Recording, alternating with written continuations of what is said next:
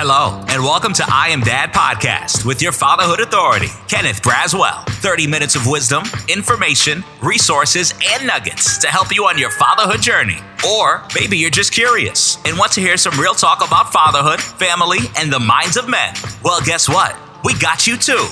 Sit back, grab your pad and pen, and maybe even bring a little something to sip on.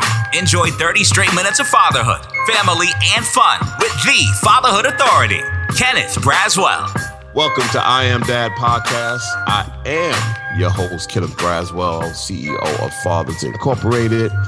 And thank you for joining us again for another podcast show. Check it out. We got a email the other day from FeedSpot, which is a analyzer of social media, podcast, forum content around the world, and they kind of categorize, particularly in the podcast area, different genres of podcasts. And so they do a ranking, and it's obviously they're trying to get paid a little bit of money. But from that, they do a little bit of ranking on all the podcasts within a particular genre. And within the fatherhood genre, which is about, I think the number was 1,700 and some odd podcasts around the world that are focused on responsible fatherhood. I Am Dad sits at number 7. And so that is a huge, I was so surprised and happy to see that. And so as podcasts go, we're up there in the top 10. And now my quest is to be number 1, baby. And so here's what I need y'all to do. If you are watching this podcast on YouTube, I need you to hit that subscribe button because my analytics tells me that 95% of the people who view the podcast on YouTube are not subscribers. And so we need to lift that number up.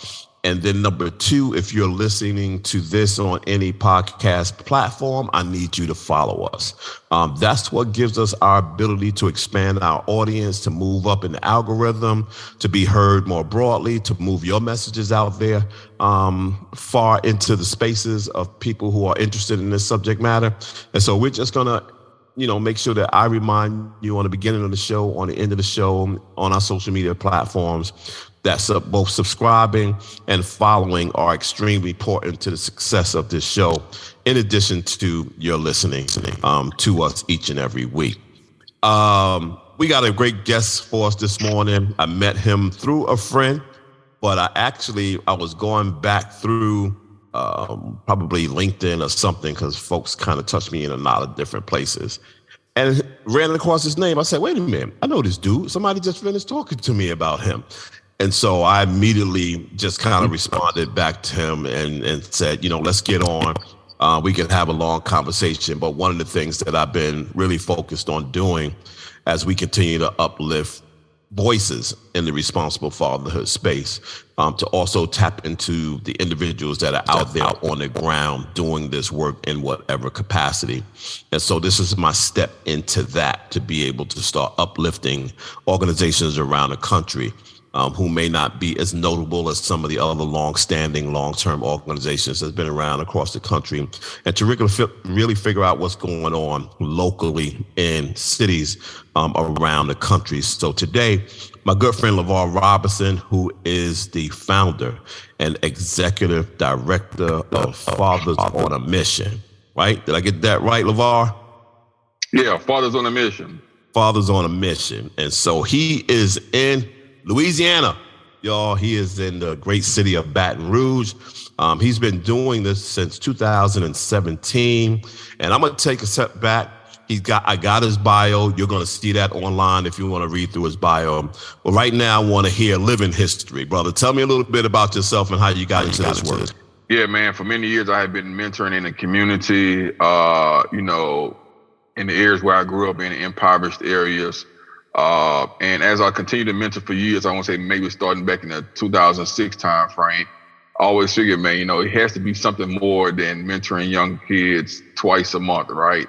Only spending that minimum amount of time with them when they're going back into the environments that they were growing up in. And so I'm a man of faith, and I prayed and I said, God, it has to be something more that we can do than just mentoring, twice a month, etc. And he told me to look at myself. What would it help me? What would it help me not make as many mistakes, not make as big mistakes I made? And for myself, that was a real easy question: is if my father was involved, right? My father wasn't involved in my life in any aspects. My mother never talked negative about him. He just chose not to be involved. So I said, okay, cool. So we're gonna work. Let's work with fathers. To me, it makes sense, right? So I took the idea to different organizations, nonprofit organizations. Nobody wanted to do it. No, they all wanted to stick in their lane, mentoring or whatever they were doing, working with mothers. And so I got frustrated. And so I prayed again and said, God, look, you told me this. Nobody wants to do it. So he said, hey, look, I didn't give you this for you to give somebody else. I gave this to you for you to do. So I was like, whoa, going into starting an organization was not something I wanted to do. No, I was good working for a top 3 chemical plant in the country. I was good, right? So, but I went ahead and listened and obeyed, and so I started having meetings for the purpose of monthly fatherhood meetings to get guys together to be able to come and what I would call let their hair down and discuss topics on fatherhood, right? As men, we have pride. We usually don't have those conversations, but usually talking about women, sports, politics, some foolishness. We rarely talk about fatherhood, right? So, and I say, we need to make what's abnormal normal again. So again, we started having our monthly fatherhood meetings. Those started going well, started growing, started off real slow. And I even thought it was like, man, I'm doing the wrong thing. But, God just told me just stick with it. Keep doing what I want you to do. So over the years, we added our father and daughter dance, cooking with dads, different child and father bonding events. And I noticed that it gave guys a lane to express themselves, right? Able to talk about fatherhood, the different things that are bothering them that we all keep so tied in our minds. So I just kept pushing with it. Last year, in April of 2022, I made that leap of faith and left the big paying job to run the nonprofit so I can run it full time. And we also stepped into the lane of providing social services intervention for fathers, right? So basically the wraparound services that they have everywhere for mothers and kids. Well, we do that for fathers, right? We find out what are their needs, regardless if it's educational, a better job, barriers from keeping them getting a job, whether it might be documents, birth certificate, TWIC card, social security card, boots, uniform, a belt, get them started on their feet, connecting guys with jobs when they come out of prison, but also helping them get back into the lives of their kids for those guys who are not in the lives of their kids, and those guys who are active in their kids' lives, letting them come out and be part of this conversation, let them guys know, hey, these are things that I did, right? Using the synergy in the room to have that conversation about responsible fatherhood. And so we actually, last year, myself and two of my volunteers, we went up to Connecticut and got certified as responsible fatherhood facilitators and family life coaches. And we started our weekly fatherhood classes that are curriculum-based. So we now have weekly classes that are curriculum-based, where we're now starting to build the platform so that we can launch it throughout the state. So, man, it's something that I never thought I would ever be doing myself. But, when God puts something in your lap, you take it and roll with it. But I can tell you one thing, I have more joy doing this than I ever have with anything else that I did in life. Nice. When these guys started coming to you, what did you see as the biggest challenges from them? The not knowing, whether it's about not knowing how to be a father, not knowing what to get resources for, not knowing who to have these conversations with, just the not knowing of everything, right? So education, yes, is important, but we have to make sure that we educate kids, families, fathers in the right areas of life so that they can support their families. So just the not know. Wow. What was the big epiphany points? What were those things that began to start hit you in your face? And you was like, whoa, I ain't know this. I didn't consider this. I didn't think about this. Because our dads come with a lot of stuff, right? And so sometimes they come with some stuff and we weren't expecting that to be popping up on our doorstep. what kind of things popped up for you that you weren't aware of or weren't ready for? Oh man, I'm glad you asked that question. You know, a lot of times, one of the things that I could say that come to mind is abuse, right? Domestic violence. You know, we know majority of domestic violence cases are male on female, but man, there's several guys that we've had to come and tell their stories about domestic violence, about making a phone call to the authorities and them not doing anything about it. And so it's just a hush thing, right? Things happen and the guys just don't say anything. Not every male and not every father is a rough and tough guy. Some guys are mild-mannered. They are meek, you know? And so they have some women that take advantage of them and do things to them, and they're just taking it because they figure out, hey, because I'm a man, then nothing's going to happen. So some of the DV cases that we came across, I think majority was some of the things that started to sound the same, which is the not knowing the avenues to take, but going out and gathering the resources and bring them to the guys. One of the biggest things that was a big wow, to where there are resources out there, but you got to go and find them. They're hidden. They're not just out in the open, not advertised for a father to use them. So that's one of the things when I first started, like, you know what?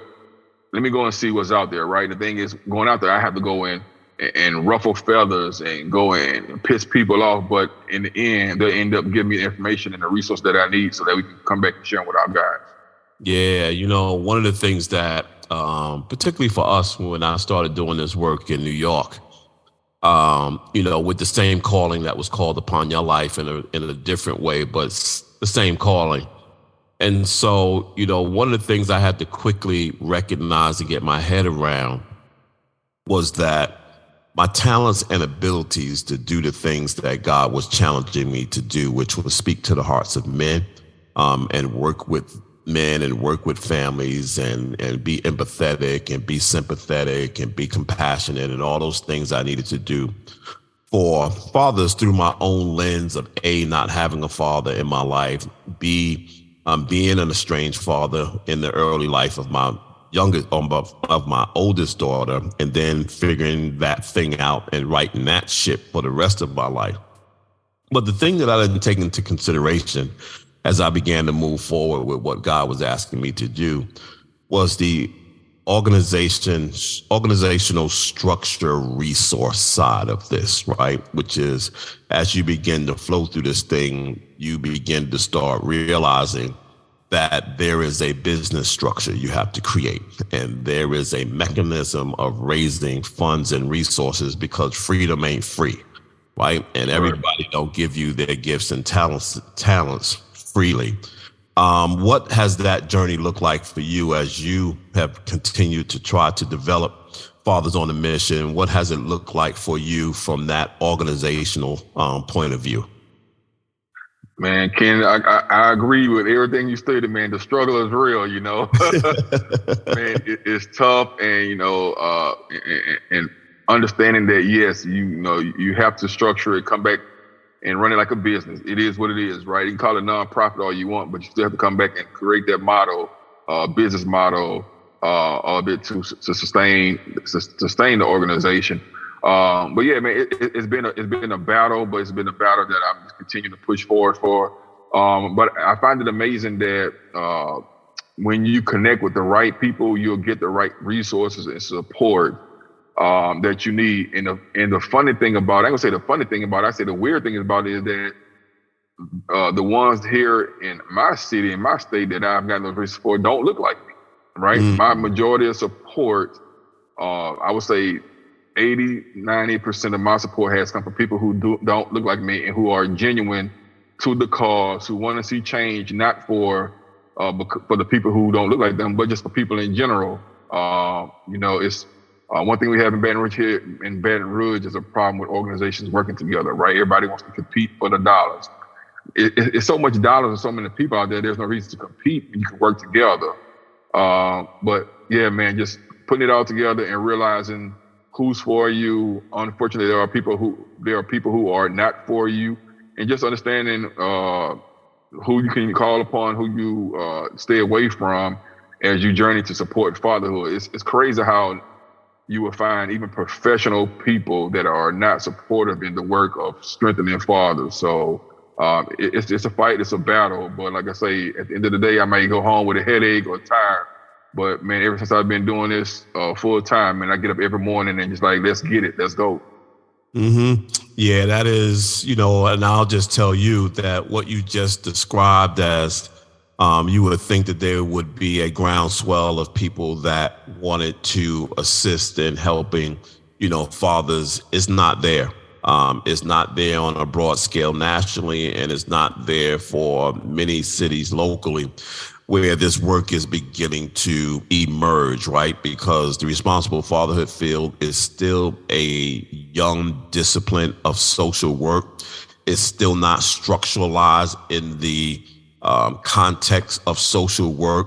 Most social schools around the country still don't emphasize father involvement, father engagement as they are training social workers to go out into the world and into communities to do this work. It is still not recognized amongst, viable family-oriented not-for-profits across the country as a piece of work that is critical to the development of the healthy well-being of children. And so we are still, as far as we've come, we still have a long way to go. When you look at your resources, particularly there in Baton Rouge, what have been the resources that are the most valuable to you? Employment, right? Employment services, workforce development, training, anything around workforce has been very, very important and delicate to us. One thing that we do struggle with here is housing, right?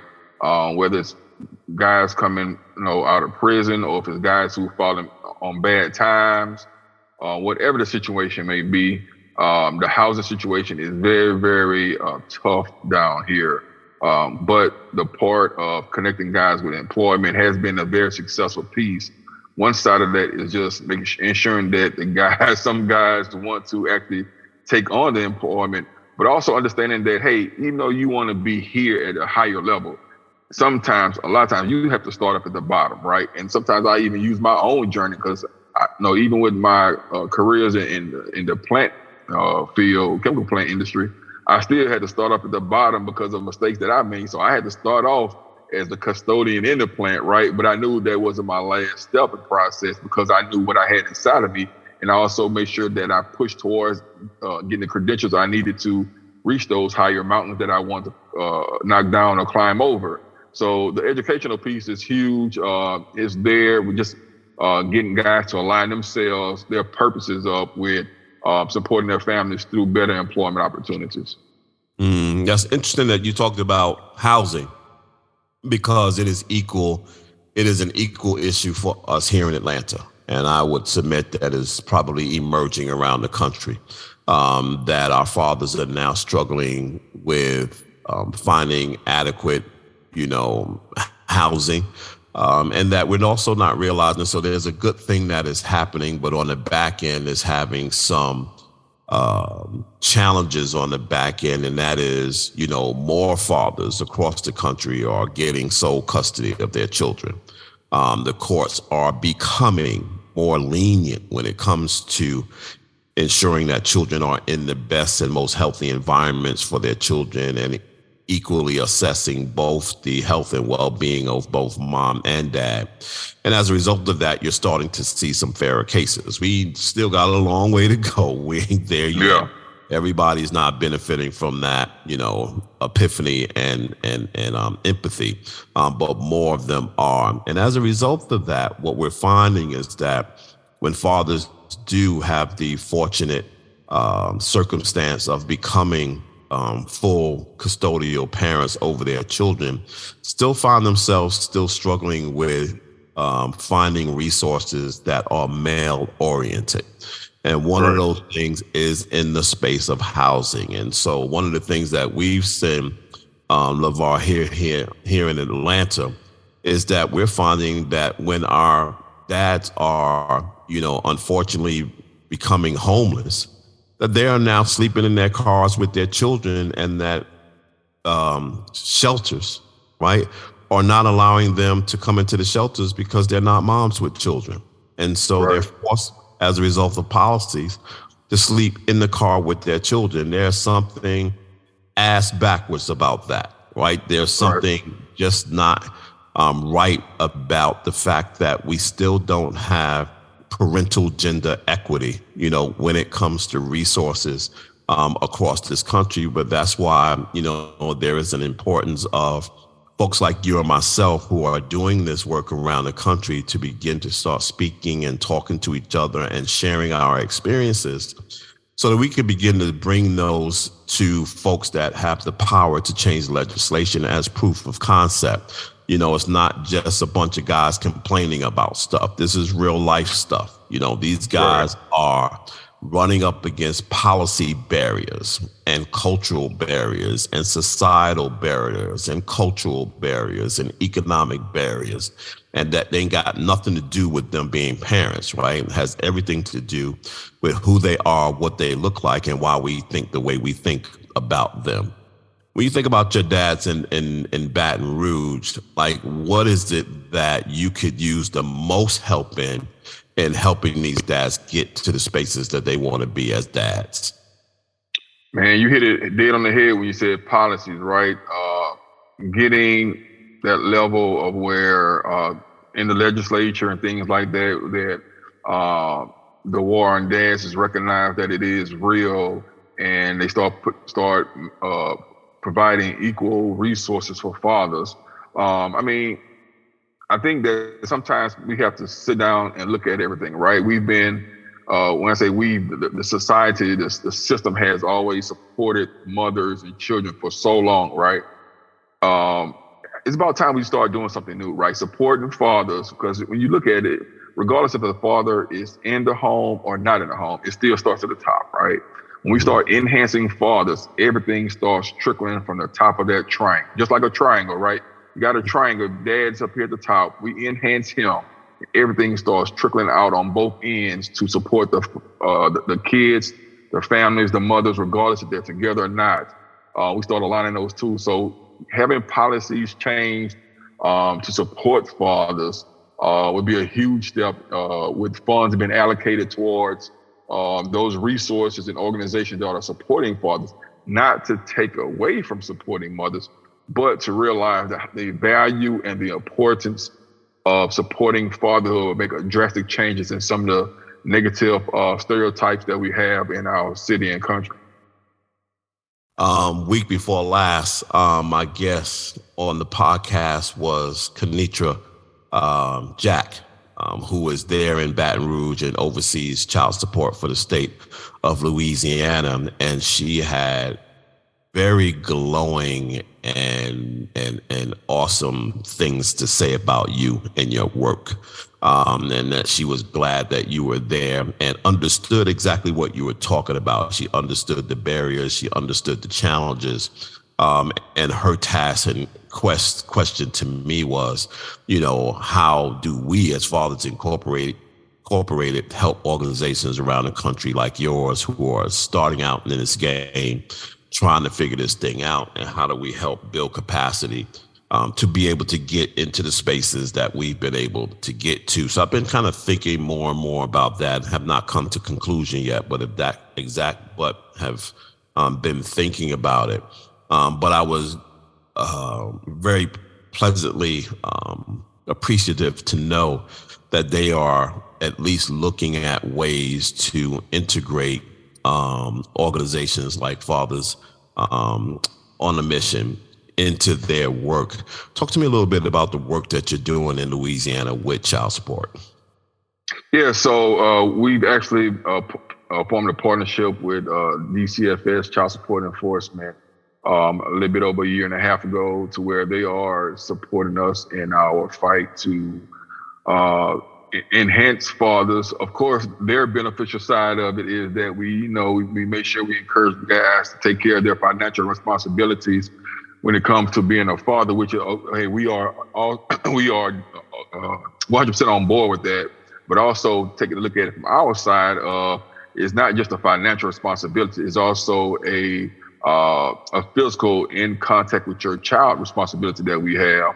So just trying to get that side of it with DCFS to come to an agreement on let's fight this fight together, not just a one-sided fight on a financial side, but also on a responsible fatherhood, which includes the actual well-being and care and raising of a child by the father. So we've had talks about it in a meeting or two about it, but they are definitely opening up to broaden their spectrum on it. Last year, they actually invited me to come and speak at their conference in Marksville, Louisiana, and I brought a couple of guys. One of my team members here, he received full custody of his 4 sons, when they're in their early teens. So he talked about that process and how it was a struggle and how it put him in a financial hole in order just to do that, right? So just getting them to understand not just DCFS, but everybody, those who are in the powers to be controls, to understand how significant it is for a father to be in a child's life in a way that's beneficial for the child. Because if we are actually going to if it's about the child, then we need to understand that fathers are just important as the mothers, regardless if they're in the home or not. And I know there are some other things that goes into the equation of the custodial time and things like that. But we have to make it just as important as the financial contribution, right? We don't want to make things always about money, because to be a great father or even a great mother is not about the money that you spend on a child, right? It's about the time that you spend with the child and the quality of the content that you're sharing with the child. So it's a great partnership that's in the work in progress state. But they know I'm always on. I'm pressing them, right? I mean, there are some things in the meantime of working things out that can be done. So I'm that one to press them. Okay, even though we're waiting on this process, how about this? This is something that we can actually do while we're waiting for the next step to happen, such as for our monthly fatherhood meetings, we have topics that I would say are more broad compared to our weekly curriculum classes. Just a few months ago, we actually had the management team from DCFS and the DA's office to come out to our fatherhood meeting and describe the processes that are associated with child support and enforcement and things like that. And they also allowed the gentleman to ask any question that they had concerning the topic. 2, if they didn't have an answer for them then, they did give them their personal card, which had their email address and phone number, and told them to follow up with them. And I also, me, I'm going to go and follow up to make sure that they receive those emails and phone calls. And they have actually been doing it. So just getting them to, and so I think the education of how child support enforcement works, educating fathers on that portion of it, but then also educating DCFS on these are some of the things that go on that you don't know about because you're in the office and we're in the field, right? We're out here working the meeting with them. So just getting both sides educated on how different processes work and the struggles we face is a great thing. So it's a work in progress, but it's a great partnership that was needed, and I am glad that we're part of. Yeah, it's amazing how much education you have to do, around this work. And some of it, Levar, is not even education. It feels like some of it is education for the sake of convincing, right? That somehow I have to convince you that a dad is valuable. It's not that you're not educated and don't already understand that. It's that I have to convince you why my work is relevant, why fathers are relevant. And that, that's the kind of stuff that, keeps me up at night, given that this is 2023, right? And we're still having to convince people, that fathers are necessary in the lives of their children. When you look at your work and you look at some of the challenges and struggles you may have had over the years with Fathers on a Mission, what are the things that keep you up at night? Man, I swear you must be looking in my head or something, because you're saying that we have the same process, man. We face the same fights, same struggles. But like you said, convincing, right? I know even with the DA's office, man, it's like I have to convince why this work is important, right? I have to convince why this work needs to be funded, but yet you're funding other organizations that support mothers and kids, right? Or even with our work in the prison system. Right now, we have work going on fatherhood classes in the prison system, and we do it on a volunteer basis because we have to convince them, hey, this is a worthy, wild cause to fund. We already agreed that, yes, we have fathers in a reentry program that will be released in the next 6 to 18 months. Yes, they need this fatherhood education, right? Okay, so why is this not important enough to fund? Why is there's funding for everything else, but yet my guys have to come out, step away from their jobs or whatever they're doing and come and do this free piece to help better our community, our city and state? Why is this not important enough to fund, or even when you're talking to funders? So the whole aspect of convincing, man, I would say is the biggest the hurdles we're facing, man. Just I guess that thing of it's good enough. The work is needed, but it's not needed enough to us to fund it. Come on now. Yeah, no, I'm telling you, bro, it's to the last dime, most responsible fatherhood agencies around the country, particularly at your level, and even mine and others, are struggling with the same thing. We just are fortunate in the way that I've had 20 years to build this thing, right? And I strategically built it in a way to first make it sustainable and to be self-standing, so that it wasn't reliant on one source of funding or one individual to allow me to continue to do what it is we were trying to do, and also that we didn't have to do it through somebody else's lens with respect to how they saw this work as opposed to how I saw this work. And so we just had to, and we've just had to continue to just stay on that path to build our own voice. And, personally, as an individual who has, feelings and emotions and maybe even sometimes ego and those kinds of things, I have to stop looking at things around me and trying to figure out, as you just said, why are people who are doing much less in the field of work that I'm doing getting all the money? Why are they, being placed in all the spaces of influence? Why are they doing this? Why are they doing that? How come not me? But I wind all the way back to what you said in the beginning about how you got into this work, right? And what you said was this was a calling on your life. This was a specific calling on your life. And whenever I get to those points where I start looking around me and trying to figure out why I don't have what I have to remind myself that when I do that, I am challenging God on the things that he has given me, as if what he's given me is not enough. Come on. Right? That's what keeps me humble. That's what keeps me humble. That I don't dare ask him for something that he hasn't given me, because if I do that, it makes the assumption that he doesn't have the ability to give me what somebody else has given somebody else. And I step back away from it. And I'm like, okay, work in your lane, work in your space, do what I told you to do with what I'm giving you. And in that space, you're not going to have any issues based on the challenges and people that I'm going to put before you. Therefore, I don't have to look into Baton Rouge and be jealous and envious of what Levar is doing down there.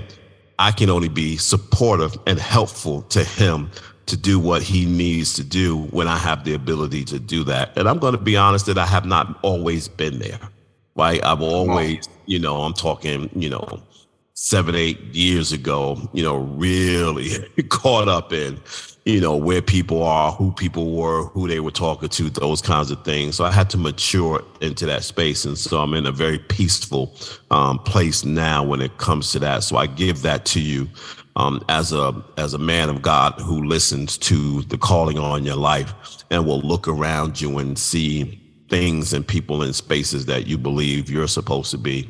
And that is the one mistake that God doesn't make, and that is position. Come on, man. It's deep. He is the only one that can position you in the places that you are supposed to be without credentials. Come on. It's credentials, right? Deep. And so So yeah, keep doing what you're doing, bro. I'm proud of you. I'm glad to, now connect with you and know what you're doing. And I want to support in the ways that I can support and really give you, counsel and advice, and so that you don't have to make the same mistakes I've made and crash into the same walls that I've crashed in, and even help with strategy on how to begin to start positioning your agency. And I'll tell you something that Joe Jones told me, who is the executive director of the Center for Urban Families in Baltimore. And he was one of those guys when I first came in. He was big in the space. He is still big in the space, but he was the giant in the space. And I remember sending him a letter, because at that time it wasn't no email and all that other stuff. I had to send him a physical letter. And he never responded to me. And I was real hot about that. When I finally met him, I was still hot about it, and sometime after that, I was still hot about it. And then we became friends, and I began to know him and understand his journey from where he started, right? And to understand how crazy it was for me to want to put a demand on his time, where his time was dedicated to putting demand on his time. That makes sense, right? Yeah. And at that point, it wasn't for him to put his demand on my time. He had to put his demand on his time. And I was trying to impress and squeeze my way into that. But the one thing he said to me when I actually moved from New York to Atlanta, because we get into this work and everybody has this idea about being national, as if somehow that gives you cachet to be able to do this work. And I was there at some point, have long since fallen off of that, and now understand how ridiculous that is to want to be national, particularly when you have local issues to deal with. Right. And he told me when I came to Atlanta to go local, to build local and build your influence locally so that it's nationally seen. And not try to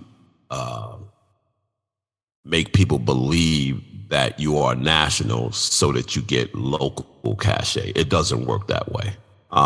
It works the other way around. Become an expert of your own home. Take care of those folks in your own home. Take care of those people where you live, your 4 blocks around your house, your 4 miles around your house, your 4 counties around your city, those kinds of things. And because there is enough work in those spaces to do without you having to figure out how you're going to work with people in states that are hundreds and hundreds of miles away from you, where you have no connection, no leeway, no cachet, no, understanding, knowledge, and those kinds of things. And so, I just wanted to share that with you. And I hope others that are listening to this podcast hears this, because I don't talk about this often. It becomes my own prison in terms of the things that I know and things that I've impacted by. I just kind of keep it to myself, and my wife is encouraging me to speak more, to talk more, and to kind of put it out there so that people can glean, from what I've learned over the last 20 years in this space. When you look at Fathers on a Mission and you kind of look 5 years from now, what do you want to be? Man, on a clear-cut path of what we're already now in the progress of, like you spoke about, man. Continuing a strong foundation here in our city of Baton Rouge and the surrounding areas, where we've already reached out to where we have requests from neighboring parishes of West Louisiana, Ascension, West Baton Rouge. Have the Baton Rouge metropolitan area with satellite locations of Fathers on a Mission, where we are supporting fathers, enhancing fathers in different parts of the city, where it's making an impact on children's lives, right? We're strengthening relationships where, regardless if it's a father and mother being married, or if they're just co-parenting, right? Parallel parenting, something I learned about, trying to strengthen co-parenting, and reduce parallel parenting, right? Because it affects on the children from that. But that's what it is, this whole Baton Rouge area, strengthening fathers, Fathers on a Mission is a household name, being able to connect guys to employment resources, housing. Man, if I ever win the lottery, one of the things I was talking to my daughters about, she wants to build another homeless shelter. I told her I want to build a shelter for fathers, a transitional shelter for fathers and kids, so that they have somewhere where they can receive financial literacy workshops, home building seminars, all these different resources that are key in them sustaining their own foundation within themselves to enhance their family. So that's why I see Fathers on a Mission serving this cause, serving this purpose of being fathers on a mission as we strengthen families and build up children. Yeah, it's interesting that you talk about shelters. I actually was doing something the other day and ran across this brother, Damon Mills, and I reached out to him and told him that, hey, dude, I need you on my podcast. I need to talk to you about this. He's in Indianapolis, and he literally just opened a men's shelter. He opened a men's shelter, and I can't wait to talk to him about why he did that and how he did it. So once we connect with him, I'll connect him with you, and we'll connect together. Maybe he could share with you how he's doing that and how he did that, because that is a real huge need. You know, what I did not ask you, and what I want to ask you now as we kind of close this out, is we're talking about Baton Rouge, and we know that all places across the country are similar yet unique. And I'm sure there's some things that are unique to Baton Rouge. When you look at your dads in terms of uniqueness and what's going on with them on the environment and atmosphere to which they're trying to be parents in, what do you think is unique to Baton Rouge? Oh, man, I think just the culture within itself, Baton Rouge is Baton Rouge. Everybody knows New Orleans. But Baton Rouge, man, we have our own sense. We are similar to New Orleans, but we're of our own. Just the culture, the persistence, and guys wanting to do better, wanting guys who are doing great to even do more, better, to reach back and support one another. Just changing the dynamics of how people are seen here in the state of Louisiana, helping our kids get educated. The more that programs that are out for guys and families to learn better things, concepts. They attend. They want to know. They want to be in the know of it, right? And you got to feed them. I mean, you got to feed, and you got to bring some of that good Louisiana food to the table. But man, our food, our culture, man, it's one of the best. The best. We have the State University, HBCU State University here, Louisiana State University Tigers. You have two of the top colleges in the country here, located in Baton Rouge. Man, it's great seasons, festivals, all types of fun things to do. But the people here, man, are very genuine as we still fight to dismantle discrimination in the various forms that it comes in, but also fathers taking a stand to stand strong and be supportive of their kids and families. Nice.